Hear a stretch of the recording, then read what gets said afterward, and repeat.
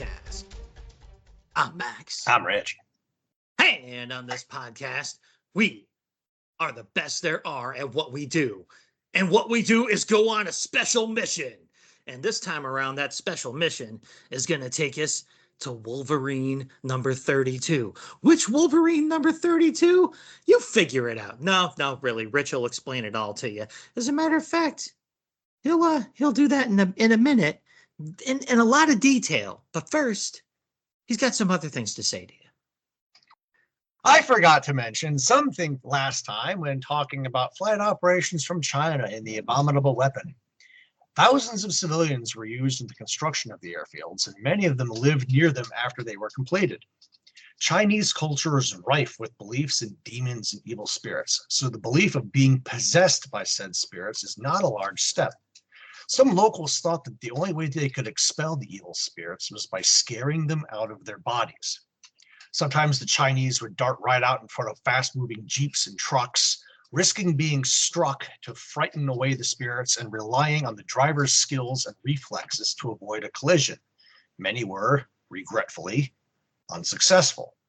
However, many times the civilian would up his game, to use a current phrase, and run out onto an airfield as planes took off and try the same stunt. Yeah, a fully loaded B-29 Superfortress taking off doesn't exactly stop on a dime. And there were several times there were results with propeller-driven aircraft that don't really have to be thought about too much. I have no doubt there were fatal crashes for aircrew also as a result. Intel report. X-Men Magneto Testament. A 5-issue mini by Marvel released between November 2008 and March 2009. Script by Greg Pak, art by Carmen Di Giandomenico. That actually ended up sounding Italian. How about that? Today, the whole world knows him as Magneto, the most radical champion of mutant rights that mankind has ever seen. But in 1935, he was just another schoolboy who happened to be Jewish in Nazi Germany. The definitive origin story of one of Marvel's greatest icons begins with a silver chain and a crush on a girl, and quickly turns into a harrowing struggle for survival against the inexorable machinery of Hitler's final solution. Again, keeping the intel report in theme with the special mission, as a side note, you find out here that his birth name is Max Eisenhart, and that Eric Lenscher is actually a cover identity. This is real good. Title details, as Max said. We all know that there have been a lot of different titles of Wolverine. This particular one ran 74 issues from July 2003 to August 2009, changing titles to Dark Wolverine with issue 75 and running to issue 90 in October of 2010. Wolverine was created by Len Wein and John Romita Sr., making his first appearance in 1974 in Incredible Hulk 181. His popularity took off in 1977 when Logan joined the X-Men, and Chris Claremont and John Byrne developed the character farther. We all remember the 1990s. Sales lagging in your Marvel comic? Let's have a Wolverine guest spot. Or Punisher, Ghost Rider. Movies and merch galore. Autographs and assorted books where Wolverine appeared in his own book or as a major guest spot include Todd Zago, Dan Green, Adam Kubert, Jay Lee, Al Milgram, Carl Potts, Joe Quinones, Tim Sale, and Larry Stroman. I'm not including team books here. Now, a specific note about this issue in general. The copy I initially picked up was an all black and white alternate issue, which I have to say makes the horror elements of this story all the more effective. I've since also picked up the direct sales color edition also. The alternate issue only has house ads and a shorter page count. And so all photos on the Facebook page for this episode will be from the black and white edition just to prove the point. So you're going to have to go to the page to follow along if you're watching this, reading this comic along on one like the online support services or something. Cover detail. Art by Kare Andrews. Cover price $2.50. The Wolverine logo takes up the top quarter of the cover. A shirtless Logan kneels on all fours in a snowstorm and roars, tangled in barbed wire, as a World War II German officer stands behind him and takes aim with a Luger. Cover date, November 2005. Date of release, September 21st, 2005. No Killjoy. Comments and commendations. I've picked up a lot of Wolverine comics over the years, hopping on and off depending on story arcs on the creative team. I'm not sure if I was on or off when I saw this one on the rack. The black and white edition just reeled me in when I saw what was already probably a World War II story, and a quick glimpse of the first page confirmed it. Andrews did his freaking job. The effect of the blowing snow in front of the two protagonists and the barbed wire reminds me a little bit of Sin City. Awesome start. Let's freaking go. All right, my little CNC on this cover. Yeah, this is a seriously effective and eye-catching piece of cover work. The full bleed white background helps that stark black, white, and gray illustration in the center pop out at the reader even more. And the body language and expressions on the figures themselves sell the story content perfectly. This is moody, impactful, and excellently designed and rendered. It's great stuff. My only gripe has nothing to do with the creative team's efforts at all. You see, before we picked this issue for a special mission, I had never owned a copy of it or read it, as far as I remember. So I was a good boy, and I bought the Kindle version of the issue offered by Amazon's still semi-functional Comixology service. It was only $1.99, and the reading experience was just fine on a desktop screen. But in the upper left corner of the cover of Comixology's copy bears the black and white edition logo, even though the digital book itself is in fact the color edition. Now, well, like I said, nothing to do with the creative team. It's an incredible cover. Having like showered glory all over that, we'll turn that cover and let Rich kick off our summary of the issue at hand. Prisoner number 0. 23 pages, script by Mark Miller, art by Kari Andrews. As this is a full-length story, we will be doing our traditional breaking this up at the halfway point as usual. Poland, 1942. The commandant in charge of the Sobibor death camp had just committed suicide, and so the Schutzstaffel were left with something of a void to fill. This camp was a disgrace compared with Auschwitz and Treblinka. Discipline was poor, escapes were not unknown, and the campus extermination rates were embarrassingly low. In other words, as General Reinhard Heydrich stressed when he offered me the job, Sobibor would be the perfect chance for a young man like me to make a big impression. I was still going places back in those days, straight to the top, according to my allies in the party. This was hardly where I planned to spend the rest of the war, but the experience would look good to my superiors, I surmised. Besides, processing people and sticking to a timetable was hardly the most challenging of tasks for a young man of my abilities. As Major Bauman's car pulls up into the camp in the midst of a swirling blizzard, he glances out the window and sees a short, hairy man wearing a white tank top undershirt glaring back at him from behind the barbed wire. Later, Bauman supervises the movement of cases of books into his office with his aide, Schenker. He liked to carry around all of his favorite novels with him to keep them safe. They were almost like trophies. All lined up, they make one look more studious. Next came cases of wine. Some of the bottles have been in his family for over 300 years. But Berlin is such a strange, unpredictable place at the moment. He pulls one out and examines it. I feel better knowing that, if I'm going to hell, a few bottles of my finest red are coming too. The label of the bottle in his hand has a flaming devil's skull on it and reads, La Fin du Monde. The next day, Bauman audits the camp in the still falling snow with another officer, Mueller. He doesn't understand why they're wasting money on food for these people when that money could be going to the war effort. He ignores the wheelbarrow of dead prisoners being pushed across the compound. For God's sake, all we have to do is ship more in. Jews are hardly in short supply. Several yards away, one of the guards begins screaming at a stationary prisoner wearing a white tank top to get to work. The prisoner doesn't move. As the guard screams at the prisoner again, Bauman takes notice. I remember this little creature staring at me when I was driven through the gates. Stick him up against the supply sheds. The prisoner doesn't resist as 3 guards push him against the closest shed. Now shoot him. Back of the knees. I want to make an example of him for all these other slackers. Bauman drags on a cigarette as 2 shots are fired, and the prisoner slumps soundlessly to his knees. Now shoot him in the head. A 3rd shot to the side of the head, and the prisoner collapses into the snow, blood pooling under him. Walking off, Bauman orders the guards to dump the body in the furnace with the others. That night, Bauman works in his office by the light of a lantern.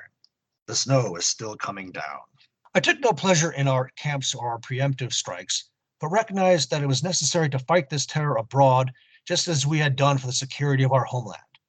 As I wrote in the Volkischer Beobachter, the Jews might have started this war when they brought down one of our finest buildings, but it's the duty of all patriots to finish it. Even the most cultured of men cannot be sentimental when his very nation is under threat. A whistling noise from outside distracts Bauman from his work, and he peers out the window. He is horrified to see the tank top wearing prisoner standing alone in the courtyard, gazing at him, and he cries out Mueller's name. Bauman, Mueller, and a guard rush out into the snow to look for the prisoner. Mueller is puzzled. We're not saying that you didn't see somebody in the main yard, but this prisoner you're talking about was executed and burned this afternoon. Really? Well, what do you call that? Bauman inquires, pointing at the prisoner before rushing to confront him. Tell me, how did you manage to fake that bullet wound? How did you pull this off? The prisoner doesn't say a word. Your choice, Bauman mutters as the guard savagely butt strokes the prisoner and knocks him to the ground. Now take him away and kill him right this time, eh? And so they did. A bullet through the heart, 2 through the skull, 1 in his left lung, 3 in his stomach, a final bullet shattering his pelvis. We poked holes in him with our bayonets for a little while too.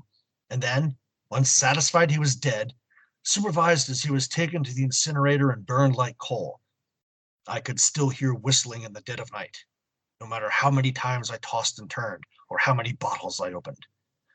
Oh, how young and foolish I was in those days, not even asking why the old commandant had opened up his wrists. And the one before him, too. The next day, General Reinhard Heydrich pays Sobibor a visit, and Bauman gives him a tour in the snow. And your prisoners take these bodies from the gas chambers themselves, along with any gold teeth and valuables we may have missed before they were locked inside, Herr Heydrich. Then it's off to the crematorium. We used to use our own people to operate the machines and clean out the chambers afterwards, but it seemed like such a waste when some of these prisoners are still... Bauman's voice trails off and his cigarette tumbles from his lips to the ground. The tank top wearing prisoner was part of a work party moving bodies towards the crematorium. That man over there, he's the one we had shot last week. The one we shot twice. Unmoved, Heydrich picks up the previous conversation. Well, as I was about to say, we're still not happy with the capacity here. We would like to see an extension built up over by the east wall to hold an additional 5,000. But Bauman isn't listening. I'm sorry, Herr Heydrich. Would you excuse me for a second? He walks up behind the short, hairy man in the white tank top. This is insane. I saw them kill you myself. They shot you in the head, for heaven's sake. We poked holes in your chest. How are you doing this? He pulls out his Luger and fires 2 rounds into the prisoner's brain. I wish I could say it all ended there, out behind the coal bunkers with a few well-placed shots, but it didn't. Not as far as I was concerned, though I knew there were whispers in the lower ranks that I'd lost my mind since I came to Sobibor. Week after week, I'd have them all lined up till I found what I was so sure was that little man hiding among the Jews or the communists or the sexual delinquents. Week after week, we'd have firing squads, stabbings, beatings, and beheadings until I was absolutely sure he wasn't breathing anymore. On the 27th of May, my friend and mentor Reinhard Heydrich was assassinated in his car by a gang of British trained Czechs. That night, I started opening the old oak-rich wines I had promised my father I would pass along to my children and grandchildren. Outside, the wind was whistling a haunting and familiar tune. Breakfast, Herr Bauman! An aide calmly states as he enters the office with a tray of food. Bauman is slumped backwards in his chair at his desk, drooling and surrounded by empty wine bottles. His ashtray is overflowing. Breakfast? In the middle of the night? Actually, it's almost noon, sir. Bauman struggles upright and immediately pours himself another glass of wine, ignoring the tray of food. A guard hurries in. Sir, we have a problem with one of the gas chambers. Bauman leans his head over the back of the chair without turning around as he drains the bottle. So, telephone the technicians. What do you want me to do? This isn't a technical problem. Not exactly. There's nothing wrong with the plumbing or the gas. One of the prisoners just isn't dying. Bauman bolts to his feet as the guard continues. He says it's time you and he had a talk. 8 guards in gas masks gaze at the hairy man in a tank top, crouching unbothered in a room filled with fresh bodies. I know what you are, you know. I'm not stupid, Bauman says as he pours himself a glass of wine in his quarters by the light of his lantern. The prisoner is tied to a chair in front of him. You're one of those special people, one of those freaks who can do things people shouldn't be able to do. There's nothing supernatural about all of this. You're just a quirk of nature. Like that boy, Gustav Reifschneider, said he saw pick apart an armored car just by looking at it. You know where Gustav Reifschneider is now? Have you even the remotest idea? You're not going to destroy my reputation, little man. Bauman takes a sip of wine, then turns to face the prisoner as he removes his uniform jacket. Who sent you here to make me look like a fool? Answer me, damn it! He roars as he smashes the empty wine bottle across the prisoner's head. The prisoner slumps forward in his chair, bleeding, broken glass embedded in his face and scalp.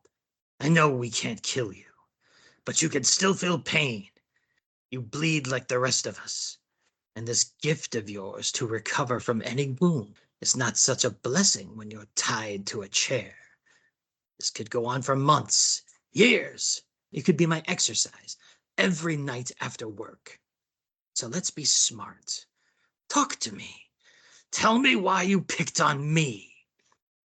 The prisoner just raises his head and grins. Bauman explodes, grabbing a second empty bottle and breaking that one across the prisoner's head as well. Wielding the 2 broken bottles at once, he kicks his bound captive backward into a case of empties, sending more glass flying everywhere. Bauman straddles his antagonist, plunging the jagged bottlenecks into the prisoner's chest again and again, sending blood spraying. Die, you son of a bitch! He shrieks. Die! Through it all, the man never stops grinning. Bauman gets up and throws him against the desk. More glass breaks. I'm starting to think this is a Steven Seagal movie. But some of the glass belongs to the globe of Bauman's lantern, which strikes the floor, and the room very quickly explodes into flame. Fire engulfs the prisoner, who still simply smiles at Bauman as the flesh burns off his own face. The German backs away from the sight, with a tear running down his cheek. Oh my God, should I say, oh my God, oh my God, he whispers. A towering bookcase collapses on top of Bauman, who screams for his mother at the last instant. Outside, the puzzled guards can only watch as the commander's quarters burn to the ground. La fin du monde, indeed. Days later, another staff car pulls through the gates of the camp as the snow comes down, and we're keyed in, just like the opening of the story, to the thoughts of our new arrival. The commandant in charge of the Sobibor death camp has just died under unknown circumstances, and so the Schutzstaffel were left with something of a void to fill. The camp was a disgrace compared with Auschwitz and Treblinka. Discipline was poor, escapes were not unknown, and the camp's extermination rates were embarrassingly low. In other words, as General Reinhard Heydrich's brief successor so succinctly put it, Sobibor would be the perfect chance for a young man to make a big impression. Naturally, he knew nothing of that hairy little stranger. Turning here now, in this much too warm place, I can only smile at how we all thought he was locked up there with us when we first saw him shivering in the cold. But the truth, of course, was quite different. The honest truth was, we were locked up there with him. There we go. And we have a small scroll at the bottom of the final page that reads, "For Will, with much affection." And that brings us to the end of Wolverine number 32, whatever volume this was. And since the story's over, Rich is going to come in and tell you what all the problems were with it. We have another example of Incredible Hulk purple pants in this issue, where no matter how many times Logan is shot, burned, or otherwise abused, he always turns back up sporting a spotless white undershirt. This is pre-adamantium Wolverine, so when Bauman mentions beheading the prisoner, page 13, panel 2, it was possible. Beheading is beheading, by the way. That would have killed him. He's not going to regrow a freaking head. This was a classic case of the more research I did, the more errors and or facts I found. So let's get started. Sobibor was an extermination camp built and operated by Nazi Germany as part of Operation Reinhardt. It was located on the border of German-occupied Poland and the Soviet Union. As an extermination camp rather than a concentration camp, Sobibor existed for the sole purpose of murdering Jews. The vast majority of prisoners were gassed within hours of arrival. Those not killed immediately were forced to assist in the operation of the camp, and few survived more than a few months. This actually lends itself to killjoy panels in the story that show a lot of prisoner barracks that probably actually wouldn't be needed. In total, some 170,000 to 250,000 people were murdered at Sobibor, making it only the fourth deadliest Nazi camp after Auschwitz, Treblinka, and Belzec. The camp ceased operation after a prisoner revolt which took place on 14 October 1943. The plan for the revolt involved two phases. In the first phase, teams of prisoners were to discreetly assassinate each of the SS officers. In the second phase, all 600 prisoners would assemble for evening roll call and walk to freedom out the front gate. However, the plan was disrupted after only 11 SS men had been killed. The prisoners had to escape by climbing over barbed wire fences and running through a minefield under heavy machine gun fire. About 300 prisoners made it out of the camp, of whom roughly 60 survived the war. After the revolt, the Nazis demolished most of the camp in order to hide their crimes from the advancing Red Army. In the first decades after World War II, the site was neglected and the camp had little presence in either popular or scholarly accounts of the Holocaust. It became better known after it was portrayed in the TV miniseries Holocaust, 1978, and the film Escape from Sobibor, 1987. In reality, initial construction of Sobibor was not completed until September of 1942, which creates a problem with the winter 1942 date that starts the story. January? Heydrich creates his own side issue that I'll return to. Another extermination camp with more fitting dates might have been better served here, like the aforementioned Auschwitz or Belzec. Sobibor closed about 4 months after the events in this story, so you wonder where Logan had enough time to play his game one more time with the new commander. With bone claws and a healing factor, he would have been invaluable during the revolt. Number 2, page 8, panel 1, Bauman's narration. As I wrote in the Völkischer Beobachter, the Jews might have started this war when they brought down one of our finest buildings, but it's the duty of all patriots to finish it. The Völkischer Beobachter, the People's Observer, was the newspaper of the Nazi Party from December 25th, 1920. It first appeared weekly, then daily, from February 8th, 1923. For 24 years, it formed part of the official public face of the Nazi Party until its last edition at the end of April 1945. The paper was banned and ceased publication between November 1923, after Adolf Hitler's arrest for leading the unsuccessful beer hall putsch in Munich, and February 1925, the approximate date of the relaunching of the party. That nugget was a secondary find. I was originally just trying to find out what building Baumann is talking about. The only thing that comes to mind for me is the Reichstag fire, which was an arson attack on the Reichstag building, home of the German parliament in Berlin, on 27 February 1933, precisely 4 weeks after Adolf Hitler was sworn in as the Chancellor of Germany. Marinus van der Lubbe, a Dutch council communist, was the alleged culprit. He was found guilty and executed and pardoned in 2008. However, Hitler attributed the fire to communist agitators. He used it as a pretext to claim the communists were plotting against the German government and induced President Paul von Hindenburg to issue the Reichstag fire decree, suspending civil liberties and pursue a ruthless confrontation with the communists. This made the fire pivotal in the establishment of Nazi Germany. The responsibility for the Reichstag fire remains a topic of debate and research. Some historians believe, based on archive evidence, that the arson had been planned and ordered by the Nazis as a false flag operation. The building remained in its damaged state until it was partially repaired from 1961 to 1964 and completely restored from 1995 to 1999. So this could be a killjoy because it was the communists, not the Jews, who brought down one of our finest buildings, but only if I got the right building. 3. Reinhard Heydrich was a high-ranking German SS and police official during the Nazi era and a principal architect of the Holocaust. Remember the aforementioned Operation Reinhardt? Guess who it's named after?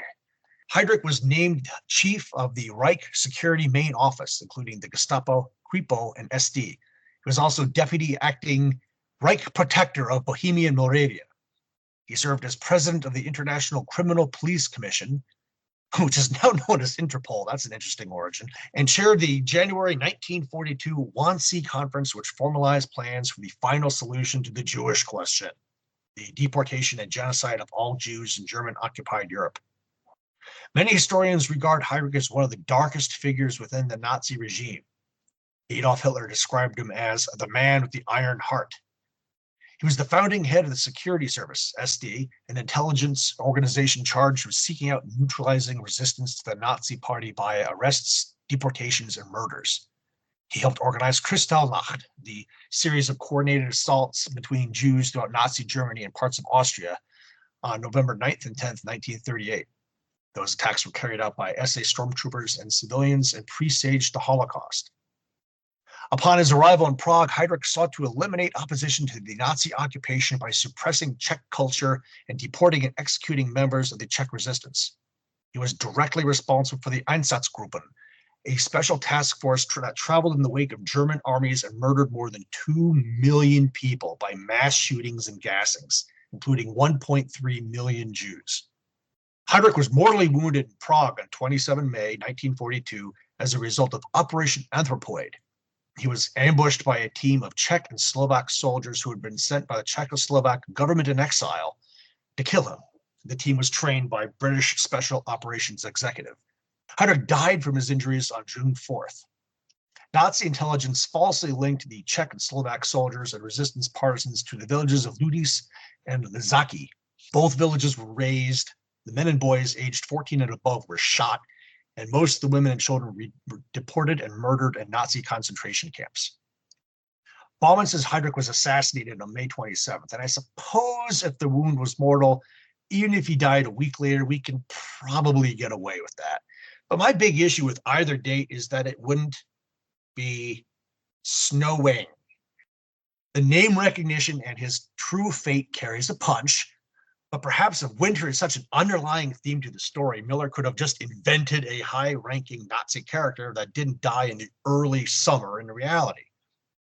As a side note, Harry Turtledove wrote the alternative history book, The Man with the Iron Heart, in which Heydrich was not assassinated in 1942, but goes on to lead a fanatical guerrilla war out of the Alpine Redoubt after Berlin falls in 1945.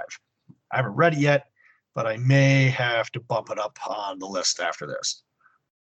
Yeah, it sounds like that's a lot of reading that maybe Mark Miller could have done.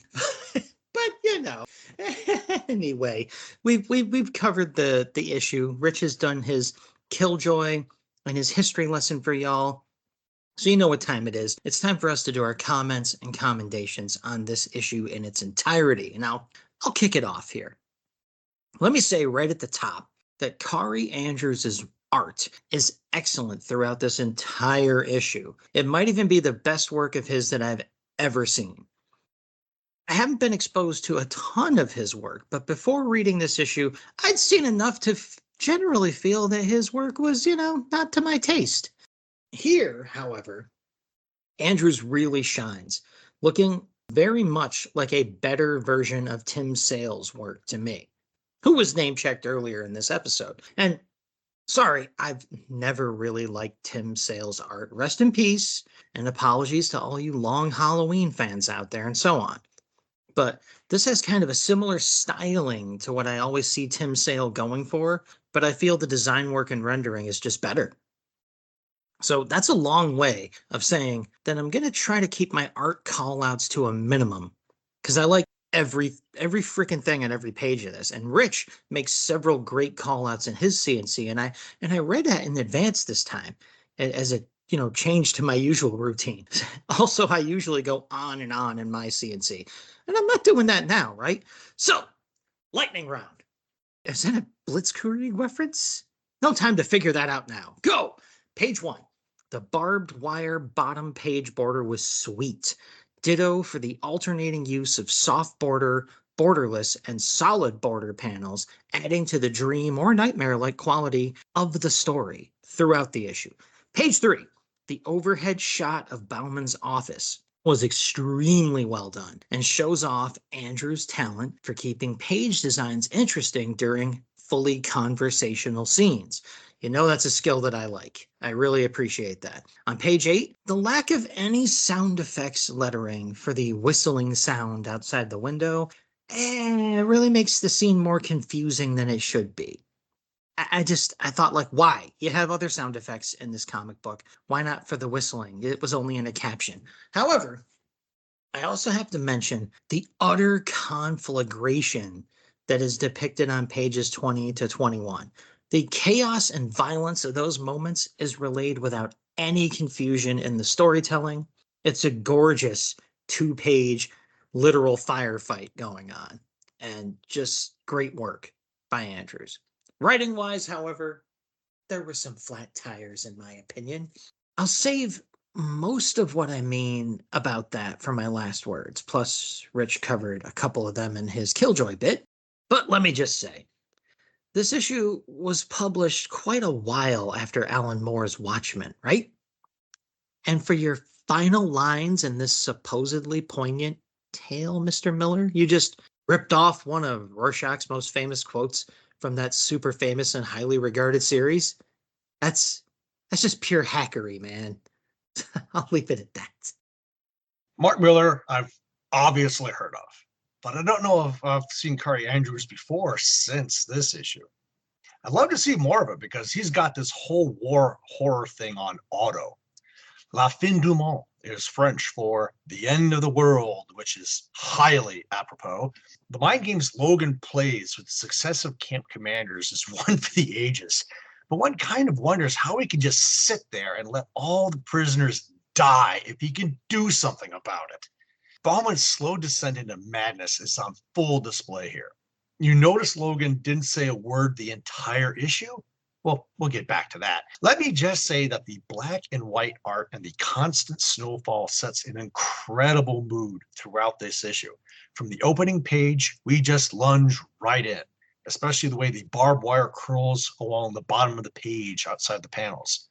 Page 3, panel 1, the snow blowing in the open door to Bauman's office as he moves in is a sweet detail, as is the last panel of the page with the La fin du monde label as a nice piece of foreshadowing. Page 4, panel 1, again with the snow, as Bauman begins his audit and the dead are dragged in sacks or carried in wheelbarrows across his path as he bitches about the cost of feeding the prisoners is stunning. Page 5, panel 6, Bauman's casualness, smoking a cigarette as he orders Logan to be shot in the knees to make an example of him, continues to set the tone for his pending downfall. Page 7, panels 2 and 4. Logan's white tank top blends into the negative space of the snow, contrasting with the black of the blood spray as he's executed. Beautiful. Well, okay, well, you know. Page 8, panels 3 and 4. Bauman, by the cone of light projected by the lantern, sees Logan outside. Horror 101. Bauman's reaction is gold. Page 9, panel 4. The grunt Logan makes as he's butt stroked is the only sound he makes all issue. The body language of the guard with the gritted teeth sells how powerful that swing was. Page 10, just all of it. Bauman standing over Logan, the execution, the bayoneting, and the camp as the snow comes down. I am totally invested by now. And you find out that the last 2 camp commanders have offed themselves. More foreshadowing as the tendrils of darkness start to seep into Bauman's head. Page 11, panel 2, the smoking crematorium being shown to Heydrich. The camp, chimney, tower, and fence as the dead are delivered to be disposed of. Page 12, panel 5. Bauman finally gets his hands dirty by executing Logan personally. The suddenness and brutality of it as Logan's head snaps back and blood goes spraying as Bauman's questions continue to mount. Page 13, once again, all of it. More and more guards are involved in executing Logan. Bauman under the literal crosshairs of the window frame's shadow, the drinking and smoking as Logan continues to watch him. My first little gripe pops up here. Surely some of the lower ranks would remember shooting the guy in the white type top over and over by now. Page 14, panels 3 and 4. Bauman's done. Drunk, drooling, passed out in his chair. You wish you felt bad for him at this point, but he's a Nazi in charge of an extermination camp, not even a concentration camp. So screw him. Page 15, panel 2. Bauman upside down, questioning the guard is a slight bit of comic relief as he pours the wine. He is 100% out of craps to give. Page 16 is a full-page gas chamber scene. Damn. The dead in the shadows are visible by their teeth and open, glassy eyes at Logan's feet. Those guards are scared. Going back to page 13, so like I've already said, some of those guards would definitely remember this stuff. I mean, page 17, panels 2 and 3. Nice call out to the kid that would become Magneto and the angular shadows of the wine glass and across Bauman's face. Page 18, panel 5. Logan's bloody grin channels Captain America. I can do this all day. All of pages 19 and 20. The violence, glass flying, blood flying, tears flying. The body language, the flames, and Logan's never-ending grin as Bauman watches in horror, a single tear running down his cheek. Just amazing. Page 21, panel 2. The Nazi banner in Bauman's office burns as the bookcase collapses on him and his clothes catch on fire. Logan's grinning skull in the foreground is the piece de la resistance. Page 23, the flaming specter of Logan over the camp. As the new commander arrives, the more of the same is to come. Yeah, man. First, I just want to jump in and say, that's why I kept my art call-outs to a minimum, people, because I read how Rich analyzed the art in this issue, and I'm like, man, you dug deep on this and caught all kinds of cool stylistic stuff. You really went at it and sunk, I'll say, in light of the spirit of the issue, all 6 claws into analyzing the art on this issue. So I was like, I'm not going to add much to that. And plus, I was reading the Kindle copy, so I'm sure my page numbers are all out of whack. Like you say, 19 and 20 is the big fight in the fire. I thought it was 20 and 21. They don't give me page numbers on Kindle, so I'm just sort of counting as I go. But again, I just wanted to say, I read your CNC, and I was like, man, I'm not going to comment on the art any more, in depth than that. You caught all these cool design and choice moments of framing and everything. That's normally the nonsense I dive into. So frickin' kudos, man. That's all I wanted to jump in and say there. Yeah, the direct sales edition has a 4-page Nick Fury's Howling Commandos teaser story called Creatures on the Loose that were not going to delve into because we've been talking a lot already, and I'm about to do more talking. There's no letters page, but as Max's Kindle copy of this does not include this one-page text piece called "The Breakfast with Logan and Will." Well, Miller discusses how he came to meet Will Eisner, which is who that little scroll at the last panel was dedicated to, and how the comic giant's input directly affected plot points in this story. Now, again, Max hasn't read this yet, so this is going to be a surprise for everybody. So, forget green eggs and ham. The strangest breakfast I ever had was in Barcelona a while back as I munched over a croissant with industry legend Will Eisner and spent an hour talking about Wolverine. But I'm getting a little ahead of myself here. Will Eisner, as you hopefully know, was one of the greatest comic book creators of all time. Some say he was the greatest, though he tended to laugh off such high praise and remind you that, over 60 years ago, he turned down Superman when Siegel and Schuster were hawking the concept from publisher to publisher. He's most famous for his unique and wonderful spirit stories, but the material that impressed me most was the later work he accomplished in the last 10 years of his life. When I told him this shortly before his death, he seemed especially pleased because he felt that he'd grown enormously from the spirit days. And I think it's one of the reasons we got along so well. Another reason is that, quite by accident, I wasn't as in awe of him as most of my peers because I hadn't read the bulk of his work until after we met. In fact, being an idiot, I remember feeling I'd drawn the short straw when I found out that I was seated next to this guy in his 80s at a dinner we were both attending a couple of years ago back in Spain. It was a brilliant convention, and I was already friends with most of the American guests, which is why I was a little disappointed to be stuck at the end of the table with a guy I knew next to nothing about. But what a laugh we had, and what a brilliant conversation.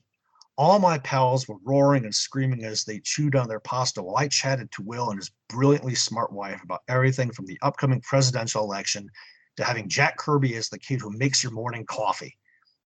This guy's life and career had covered the entire century, and he seemed to have firsthand experience in everything I was interested in. Cassidy, Quietly, and the rest of the guys took off to a nightclub after the meal, and though drunken debauchery is my normal, natural state, I stunned them by saying I was heading back to the hotel bar with the Eisners, and I sat up and chatted with them all night, soaking up story after story. We spent about a week together in Spain, and though Will had less than no interest in superhero comics, he asked me what I was working on, and I filled him in on the various lucky breaks I'd had, like The Ultimates and Superman Red Sun. I had an idea for a Wolverine story I'd been trying to work up, possibly done as a miniseries, and I told him I had a lot of problems with it. The story was set in a Nazi concentration camp, and the characters and structure were all there, but something about it really annoyed me. I told him I felt weird using what's essentially a cartoon character in something where real people died, and I wondered if it wasn't bad taste, even if the story had the best of intentions. He said he knew what I meant, but people died in World War II and Vietnam, and were dying right now over in Iraq. His point was that, following my logic, superheroes couldn't be used in anything where real people had died, and there was no need to be so precious. But it still didn't feel right. Wolverine's smart, cool one-liners, hell, even his voice, just seemed too inappropriate. It just pulled me right out of the story, and he said he knew what I meant and would think about it. Cut to breakfast next morning, and I'm sitting with my wife and infant daughter, and Eisner strides into the room, sits down, and smiles, telling me he had the answer to my problem, even though I didn't know what he was talking about at first. And my wife just looked at his wife as he explained that removing every line of dialogue from Wolverine completely changes the effect of the story and helps give the whole thing more of an EC ghost story vibe. Right away, I knew that he was right. All the Bubs and so on being surgically removed completely changed the entire tone of the story, and his final suggestion, making this a one-off instead of the originally planned mini, was the cherry on the cake.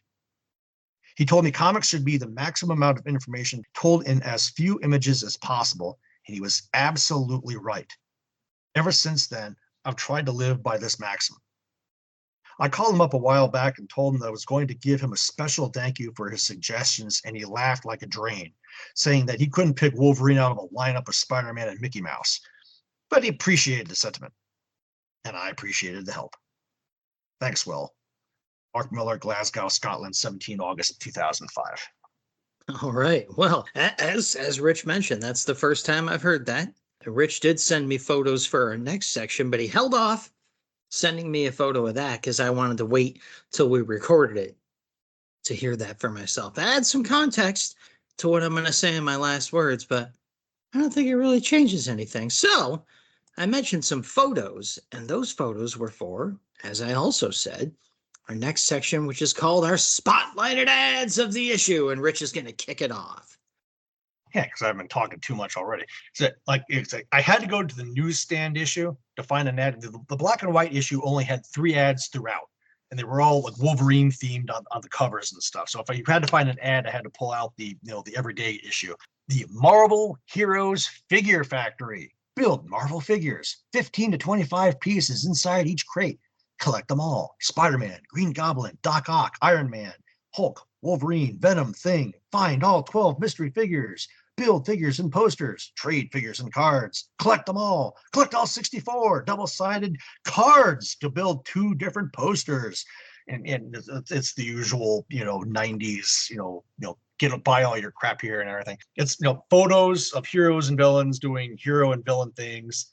But the photos are pretty small, and it's kind of hard to make out the details.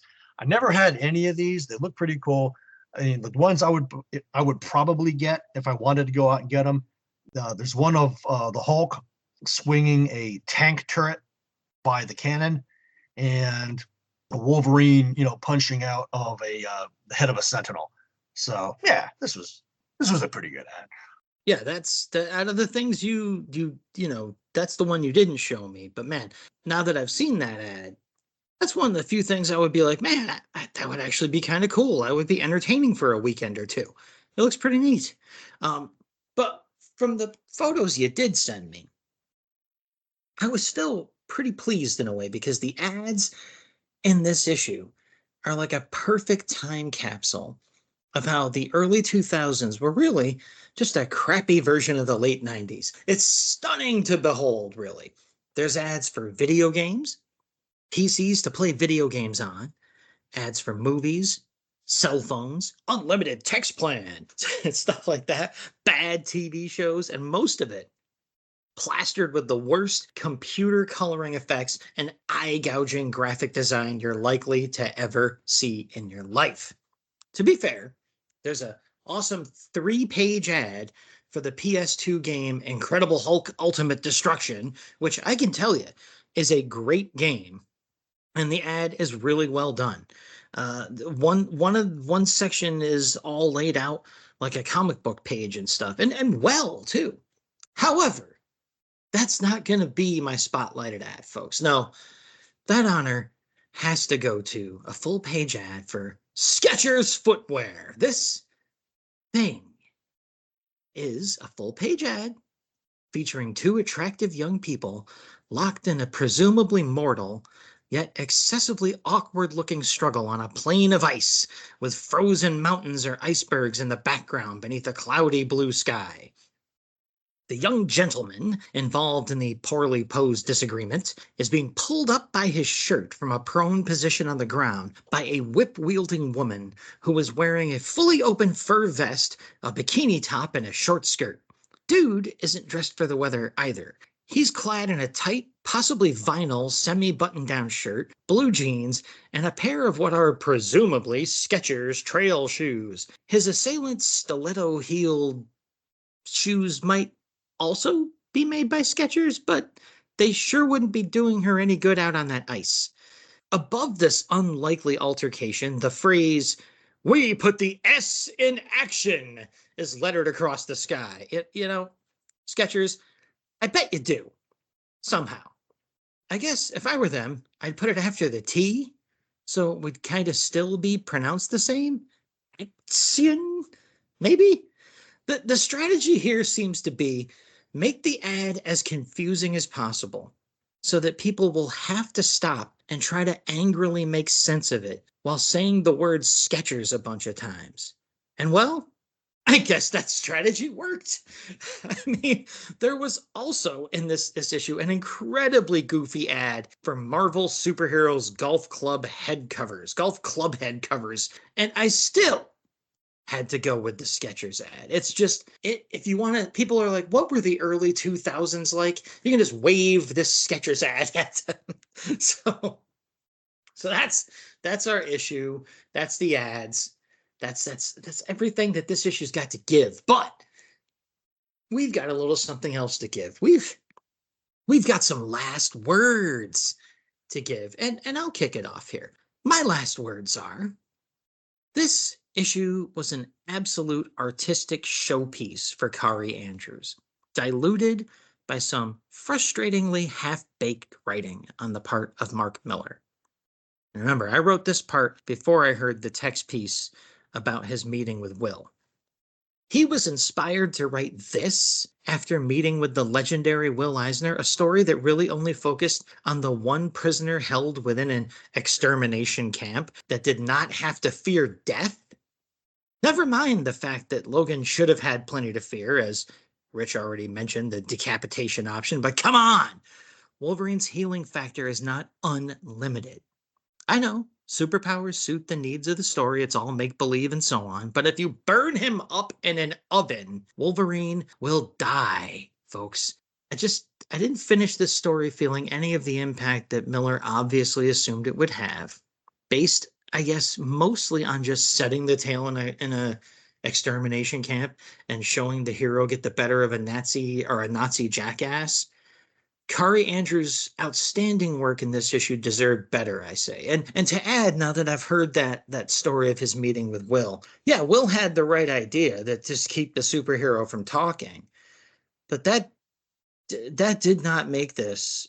It probably made it a better story, because I imagine Wolverine cracking wise throughout this thing would have sucked all the gravitas that was left completely out of it, right out the frickin' airlock. But another good effect that I think Will's conversation with Mark had was that this was originally going to be a miniseries.